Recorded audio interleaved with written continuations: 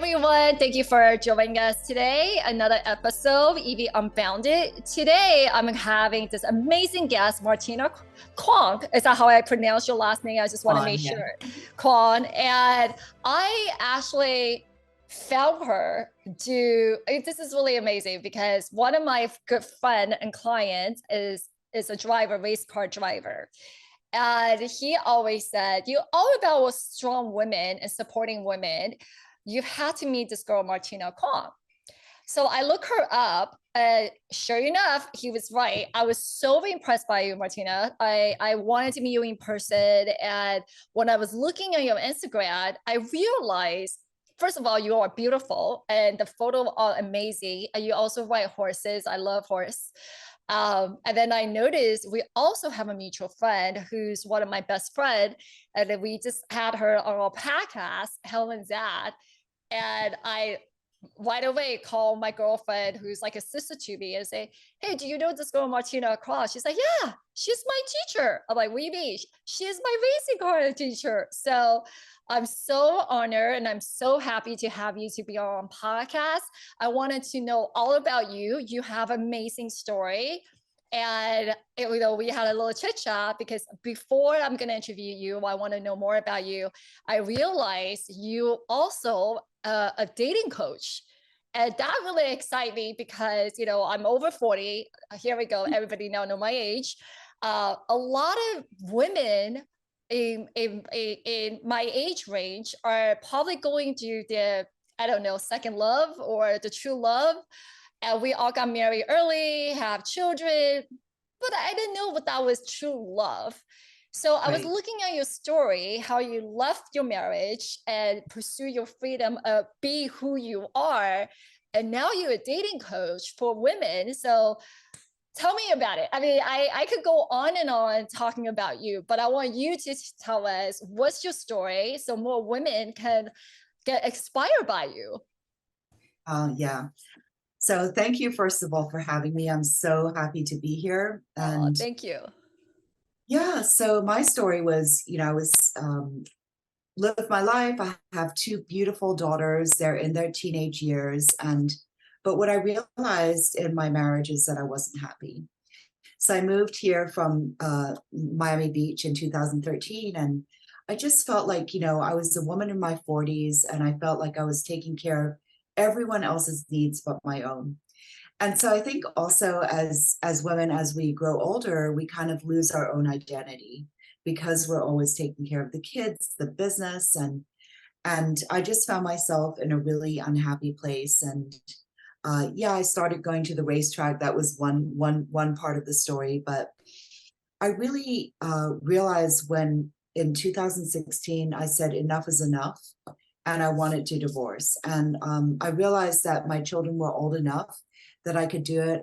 But what I realized is that before I could move on and really my dream was to find the love of my life. My dream was to find my soulmate, somebody that I could really get along with and that I could love, who really understood me and I understood him. But I realized that, it takes two to tango. So while my relationships, I was actually married twice, both times didn't work out. But what I realized is that I was attracting the wrong man the whole, wow. all of my life. And I found that most of the women that I work with and that I talk to, it's the same thing. It's like the wrong fit. It's like something that doesn't fit, right? So the goal is to find somebody that does fit. So through all the work that I did on myself, I was then able to meet Dwayne DeMent, who is my soulmate. And we met 6 years ago, and it's been the most incredible 6 years of my life. And so what I've done is, packaged what I learned into something that is pretty easily understood and really fun to do for women in their 40s who are single again, to meet their soulmate in 3 to 6 months. And how did what was the thing, you noticed that a woman was attracting the wrong men? I mean, you're right. When you said that, it really hit me hard because if I look back to my dating history, none of them work, obviously, because or else I wouldn't be single, right? And then I do keep saying, oh, here we go again, or this is David number two or David number three or the David look-alike, so it's almost like an inside joke among our girlfriend or good girlfriend, but there's Yeah. some truth to that because you're right, we keeping attracting or calling in the wrong person. And is it us or what is it? Yeah. Well, what I like to say is that we need to fix our broken picker. So it's like the us picking the wrong men is having the wrong GPS on the picker. Oh, I love that. And so, the first step in what I do, what I teach is we really need to fix it. We need to send that picker to the shop. It needs to get fixed permanently before we can attract or I call in I our like real the way. soulmates. I love the way you give an example because it relates to your professional, but hobby to professional car racing. Yeah, but I totally get it. I follow you here. Yeah. Okay, so I definitely really excited about the fact you're doing this, and you definitely hit the key because when you said that we keep being attracted to the same pattern, yeah, we do because it is it's the same thing, right? So we have to fix it or align our GPS Yeah. as you called it. But how does how does that for you to leave your marriage? I mean, I know you have two children, two daughter, and for you just decide this is not it, this is not for me, and you were at the age over 40, were you not, I mean, I'm single, I'd be for a very long time.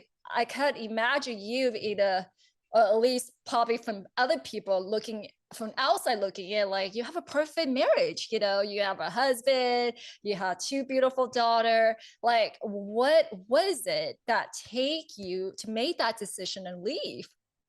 Yeah. Well, it actually took 6 years. So from Next 2011, year. Wow. I think as a mother, I had the obligation to really make sure. So did so many hours of marriage counseling, which doesn't work. And finally, when I came here, I was turning 50 in 2016, and I said, enough is enough. At some point, we each have a cup, and at some point it fills over. And when it fills over, we need to change. We have to say, you know what? I'm not going to accept the past, the person that I was with. There's no respect there. There are so many things that are missing. And I don't want to live the second part of my life with somebody that I don't care for. I want to meet somebody who there's this passionate, wonderful love with somebody who we really look into each other's eyes and it's my soulmate. And so that's why I said, that's it. Like, forget it. It was actually on a horse in Dubai that I said, enough is enough with my marriage. Well, did you live in Dubai at that point? I Were you was actually there. I was there for a business trip. And I okay? said, you know what? I got on a horse, and I always used to love to horseback ride as a child. And Oh, being on a horse kind of reminded me of who Martina Kwan was. oh, you know And what? You're right. You have a horse painting behind you and a yeah, racing car. This is totally you. Yes. and so I missed being me. And I was me when I was a child, when I was horseback riding and I would go to the stable, and Yeah. it was like Martina Kwan. And so for so many years, I put that girl on the back burner, and I realized that even though I had kids, it's also important for you to be happy, right? To not show your kids, pretend like you're happy when you're not. Yeah. So at that point on the horse, I was like, enough is enough. I'm just going to do this. And it was really the best decision of my life. And when I told the girls, that I was divorcing, they said, Mommy, can't you keep pretending? How And old I were said, they? they were 6, 7 years younger, so around Oh, 10, 11, wow. 12. And I said, no, Mommy, you can't keep pretending. And so I think one of the most important things we can do as women in general is to be a role model, right? We want to live the way, Yeah. uh, and we want to live truthfully to ourselves and be role models to other women, but also to our kids. Yeah. So to me, one of the parts of my story is I know that I've inspired a lot of other women to leave Yeah. a marriage that was not happy. And there are so many opportunities, and and the other thing is about the age. I left when I was 50. And Yeah. I want to tell women that, if you believe in yourself, anything's possible at any age. If you're unhappy, just get out of there. Forget it. Don't take it. See you later. Bye-bye. Yeah. I mean, that's take a lot of courage because even people that did have kids, do not have kids, they still don't want to leave the long-term marriage because they feel like they're not gonna find Mhm. another one, especially when they reach the certain age, you think that, oh, I guess my life is pretty much done. Who else I'm gonna find? So how did you find your soulmate? So he actually turned out to be my race coach. So, Oh, so at the racetrack. So we were both married, and we were both unhappily married. And he became our race coach at Porsche Owners Club. And, for the first few years, we got in the car, he coached me, we would look at the track map, we would talk about when to throttle, when to brake, and, kind of just very, very professional. And then once we decided to divorce our partners, we started talking about horses. And he said that he always loved horses, and he had a lot of horses when he was, earlier on in his grown-up life. And you didn't even realize that. I I mean, all didn't this time. realize. Yeah. So a few years we didn't talk about anything but the racetrack. And then when we talked about horses, I was like, wow, that's really great. So we went horseback riding. I could see that he was an incredible horseman, like a horse whisperer. And I think that's where the love started, because we shared something. We love racing, but we also shared the passion of horses and everything that goes with it, the countryside. And we live here at Willow Springs. We have the animals in the back, including a horse. And it's Oh, so wide open. My dream as a child was always to live on a farm. you So manifested. Yeah, yeah, you here I am manifested. living on a farm with my soulmate on the racetrack. Yeah, on the racetrack. So everything you love is in one place. I mean, did you ever imagine that's how your life's gonna be? It's like amazing. No. So I didn't, but I think the other thing I want to mention about dating and finding the soulmate is when you're true to yourself, when you find out, discover, we forget who we are. When we remember again, and that's we go through different exercises to remember who we are, then you can find a person, and you'll already know. You meet someone, you say, that's not the person. So the picker doesn't even have a chance to do the wrong thing. It points you in the right direction because you know who you are and you know who you want. So I think that's really important that we forget, and there's no wavering. So the other thing is Oh, there's um, no wavering. I'm taking no notes. wavering. Okay. So Right. if you not sure, that's not it. Right. Exactly. There's no wavering. There's no making excuses or just saying, okay, this once. All that is no, no, no. Like the person's not for you. Okay, move on. Wow. Oh my God, I just learned Yeah. something because yes, you're right. I think a lot of time women, we tend to make excuses. We're like, well, Yes. maybe. And then I think it's because we fear that we're not going to find anyone, right? Or I don't know. You're right. Because we always, or confused. But pretty much if you find one, you won't feel confused. You will know. Okay.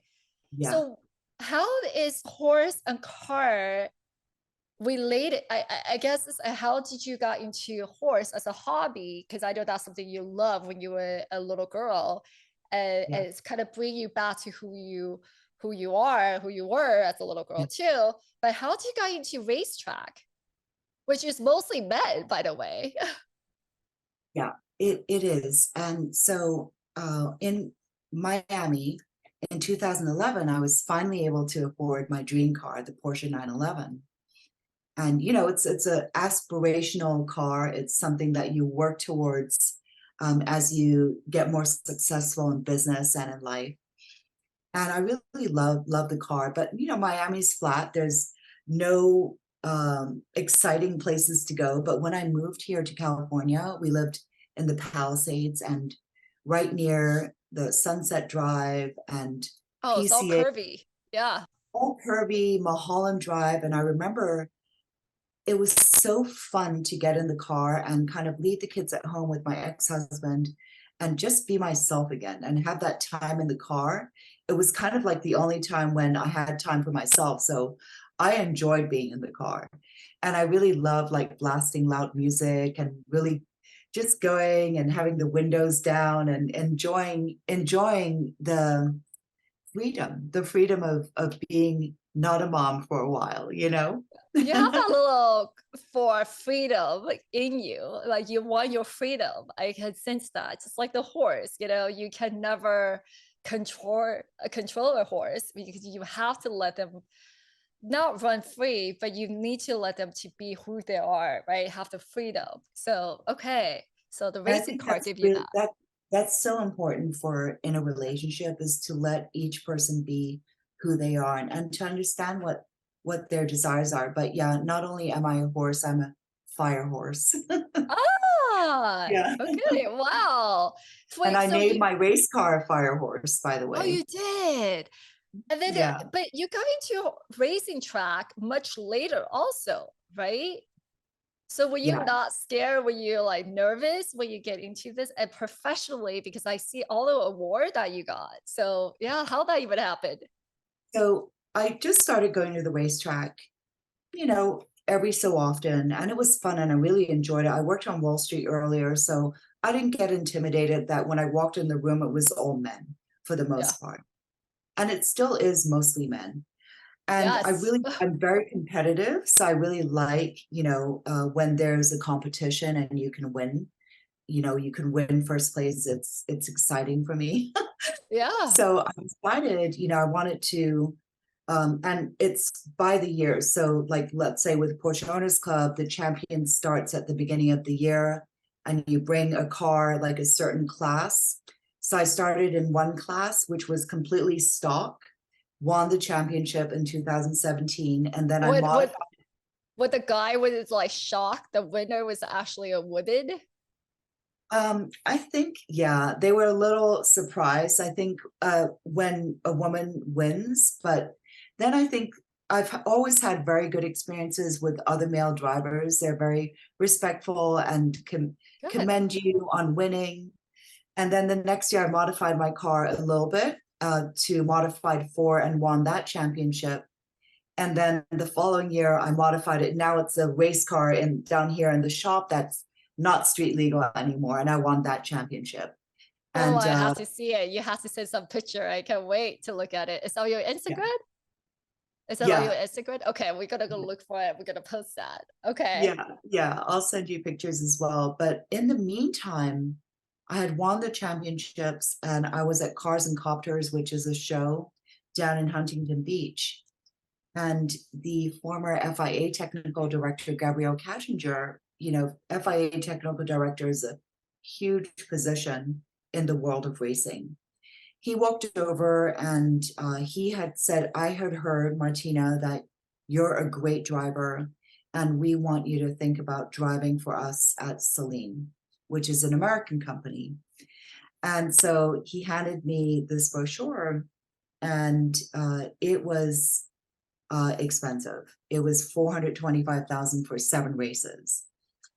Wow. I didn't know race could be Yeah, cost money. No it costs a idea. lot. And so I said, you know what, I'm going to graciously bow out of this opportunity. I don't think I would like to do that at this time. And they said, well, we would like you to drive, so we'll fund the drive. It'll be a free seat with Celine in the GT World Challenge. And it's something that's kind of unheard of in the history of racing that you get these opportunities. I was so thankful. It was pretty incredible to then become an FIA licensed race car driver. We just a month later, we flew to Beijing and I performed in the Olympic Stadium in Beijing in front of 25,000 people and raced at You must Portland. make them proud because you have Chinese. It Yes, must be like, That's all people. It Yeah. was so amazing. Honestly, I'm half Chinese from Hong Kong and half German. And to go back to Asia and to represent Chinese people was pretty amazing. And they were so proud as well. They were clapping. And then when we got Oh. back to the hotel, there were some children, Chinese kids who, it was funny. They would walk past the American drivers like, oh, don't care about them. Where's Martina Kwan? We want your autograph. Oh, that is It so cute. was so sweet. And Yeah, especially as a woman, can you imagine all these little girls must be like, oh well, there was yeah. some women that Yeah. It was did so well. little boys and little girls, and they were so Yeah. proud, because I remember as a child, like I did not have a Barbie that looked like me. So I love Barbies, but they were all blonde with blue eyes, and I'm half Chinese. So I think it's really great to be like a real life role model for Chinese kids. Yeah, because you also grew up in Hong Kong when you were little, right? So Mhm. you were exposed to the Asian culture. Till I don't, when did you move again? How long were you in Asia?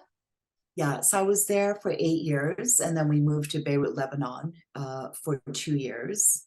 So I kind of moved around. We were in Hong Kong first, and then Beirut, Lebanon. We left because of the war, and we moved to my mom's hometown in Hamburg, Germany, and then we moved to Bahrain, the Kingdom of Bahrain, and the Arabian Sea, and then to Amsterdam, back to Wow. Hamburg, and then I started college in Switzerland.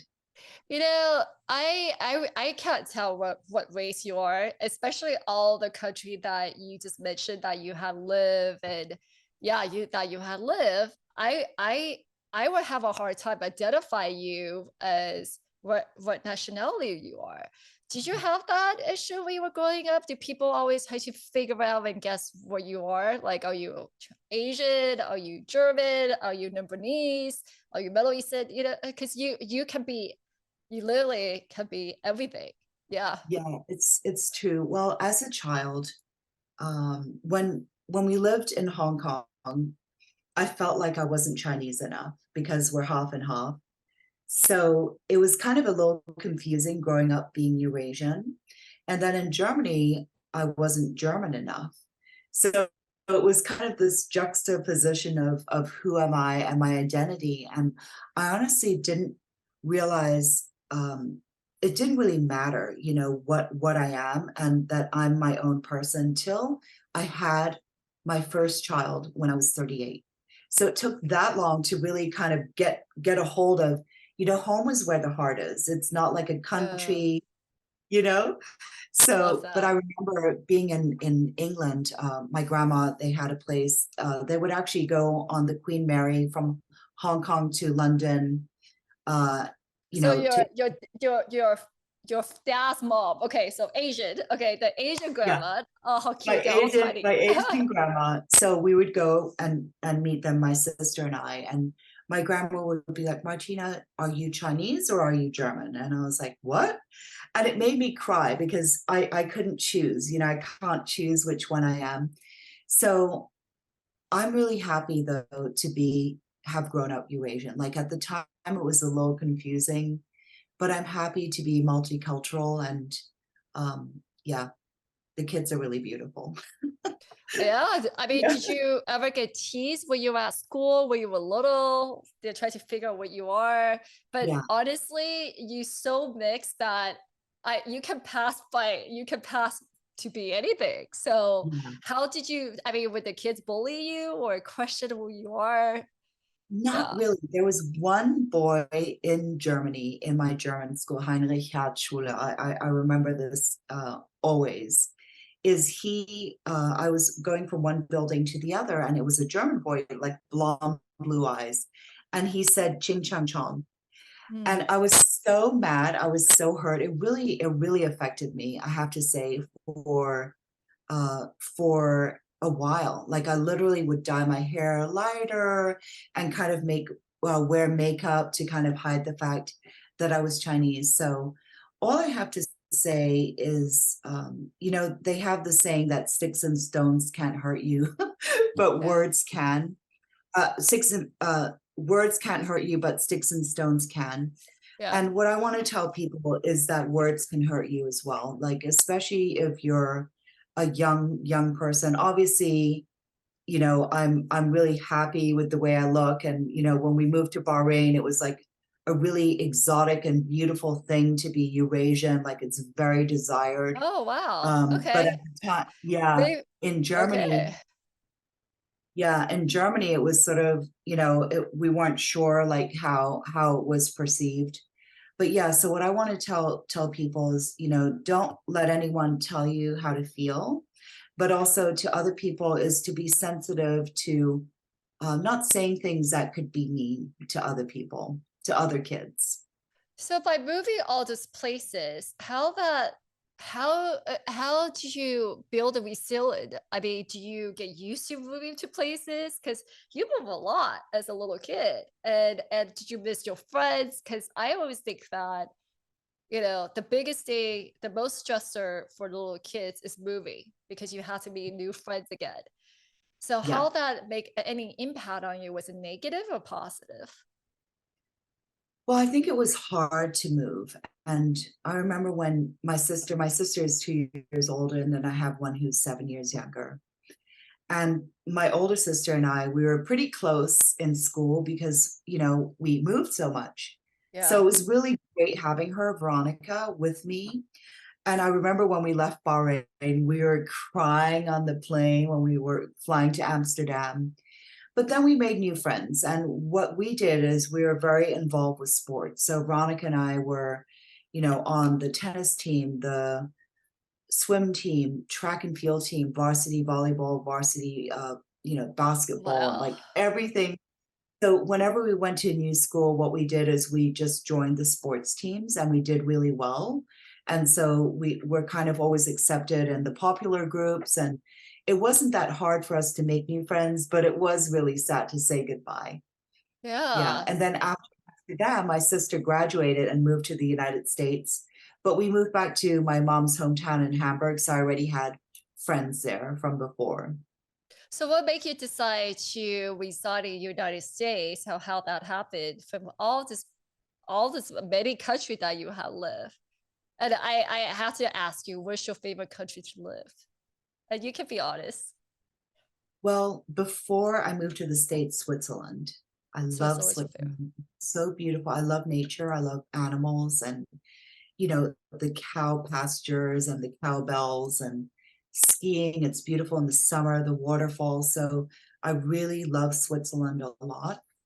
But here I have to say where I am right now is at the racetrack in Antelope Valley. It's the Mojave Desert. I've always had this affinity towards living in the desert. When we lived in Bahrain, it was the desert. When I went to Okay. Dubai and I got on the horse and made the life change, that was in the desert.